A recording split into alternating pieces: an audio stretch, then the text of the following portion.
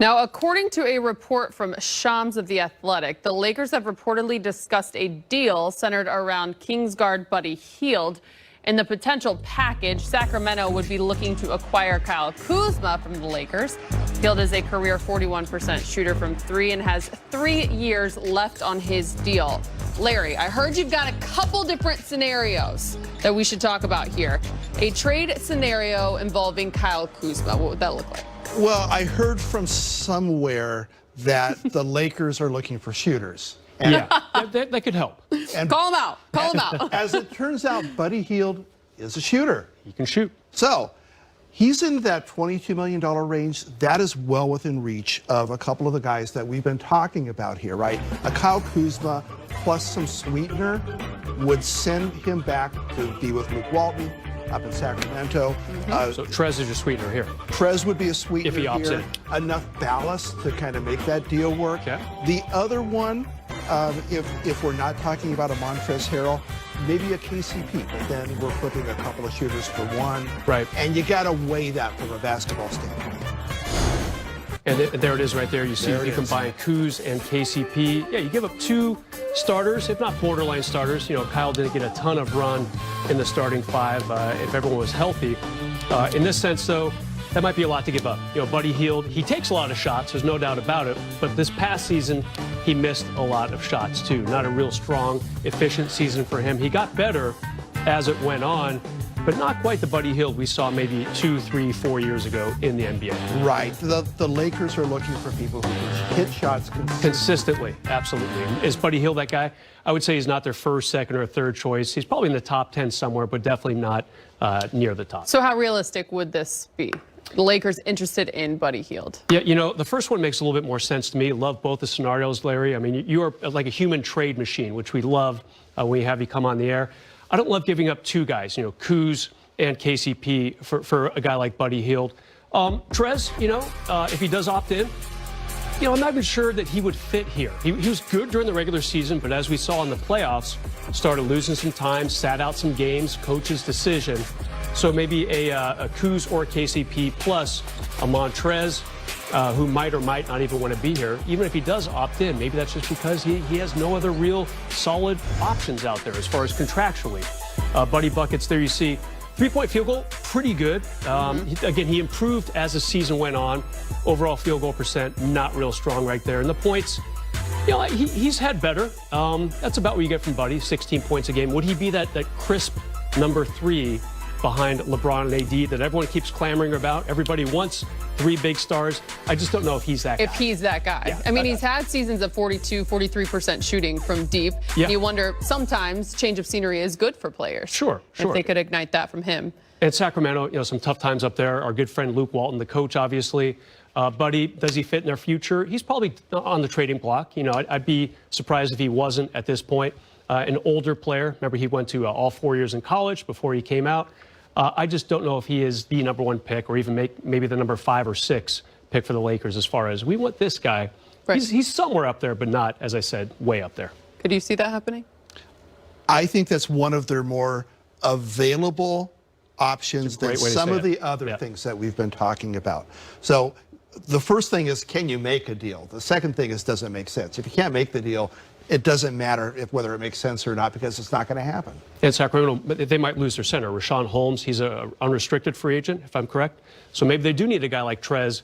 Again, if Trez opts in, then the Lakers may use him as a trade asset.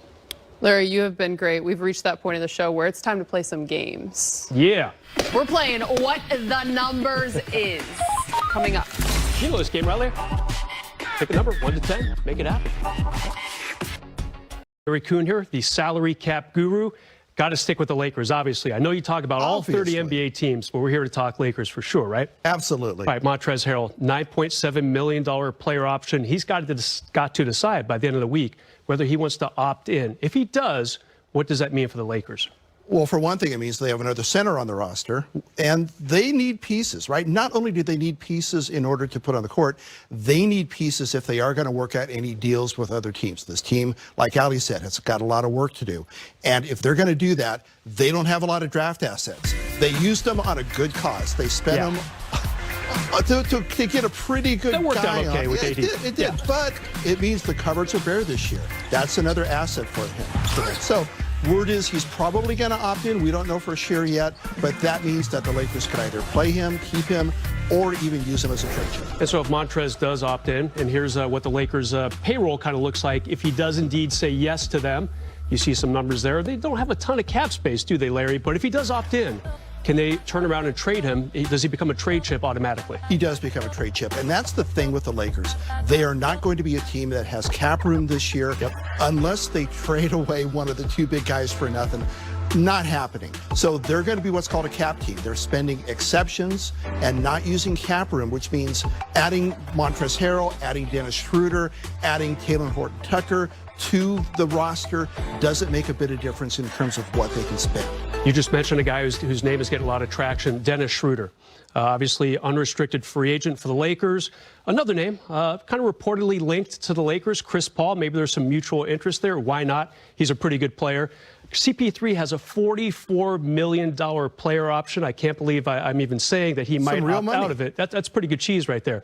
Is there a chance for a sign and trade with Schroeder and CP3? Yeah, first of all, I love the idea of somebody having $44 million on the table and saying, nah. No, thank you. Right. Yeah, keep it, right? Right. But of course, he's at the point where if he is going to opt out, he's going to look for a longer deal. So can they do a sign and trade with Phoenix? It's one of those things where technically the Lakers, with the pieces they have, can reach any player in the league. That includes CP3. That includes Russ Westbrook. It is technically possible to do that by throwing in guys like Kuz, like KCP, sign and trades, Trez Harrell if he opts in. But then it becomes the basketball question. Is the other team going to like what you're offering? And it makes it tough, and especially if you throw in sign and trades, because then the player has to want to go there. So a two-team deal that checks all those boxes is tough. You've got some numbers here. You've got Schroeder with 19.2 next to his name. Can you explain that for us? Sure. So if the Lakers are going to sign and trade Schroeder, the most they can give him in a sign and trade and not have the numbers all mucked up is 19.2. If they go a penny above that, then it goes back to his original salary from last year for his trade number, if you can believe that. But yeah, it's going to get really complicated. And keep in mind, he has to agree to this 19.2. He's unrestricted. So if he can get more money elsewhere, he doesn't need to be signed and traded. He's saying he wants to be a $120 million player. Yeah, that's not 19.2 a year. Who knows if the market is going to bear that? On the other hand, stranger things have happened. If a team does pony up, there are plenty of teams with cap room. New York has cap room. Dallas is going to have some cap room. San Antonio, there are going to be teams that if they're short a point guard and they miss out on some of the other guys like Lowry, things like that, then Schroeder could be an option and somebody could pony up with that amount. You never know. You never say never in this league, right? Is there a way to get CP3 without a sign and trade? Keep in mind, he had a $44 million play option. The Lakers don't have a ton of cash to spend this summer, do they? If this is a math question, yes. If this is a practical, is this going to happen question? We like practicality. Pretty much not. Yeah, it's going to be tough. I mean, pretty much the most the Lakers could offer a guy like CP3 just in salary if he declines, again, that massive player option that you see right there, bordering on $44 million. They can only give him about $9.5 million with a full mid-level exception. Yeah, so they have to get within a certain amount in order to trade for a guy making that much. So if that trade doesn't happen, Chris becomes a free agent and wants to come here, you're paying him less than $10 million. He's opting out of that amount to come here for less than $10 million. And my experience with NBA players is that they tend to like money. Yeah, that's like an 80% pay cut right there. That's tough to do. Yeah, that's a lot. Yeah, no doubt. Another name bandied about the Lakers internet these days, Talen Horton-Tucker. Just finished his second NBA season, did some good things on the court. He is now a restricted free agent. What does that mean for him? Yeah, so a restricted free agent. So he's within his first 3 years in the league. The Lakers gave a qualifying offer, which means he's restricted. If another team tries to sign him to a contract, the Lakers have the option of saying, we'll match that and we'll keep him. And it gets even better. With a 2-year player, there's another kind of weird rule called the Gilbert Arenas provision. Right. And what that says is other teams are limited in the amount that they can offer him. So they can't offer more than the Lakers could match. The Lakers are in the driver's seat here. Yeah, and indeed, if a team does sign him to an offer sheet, the Lakers have 2 days, 3 days to respond to it. Yeah, they have a couple of days to respond to it. Now, it's a couple of days after the moratorium. I almost said July moratorium, but that's not the case. That was last year, several years ago. Yeah, but they have 48 hours after that moratorium ends to match the contract and keep him. So again, the Lakers can be pretty sure that they're going to be able to control the rights for Talen Horton-Tucker going into next season. Larry, you're a guy who has his fans. In fact, we have a tweet for you, more THT.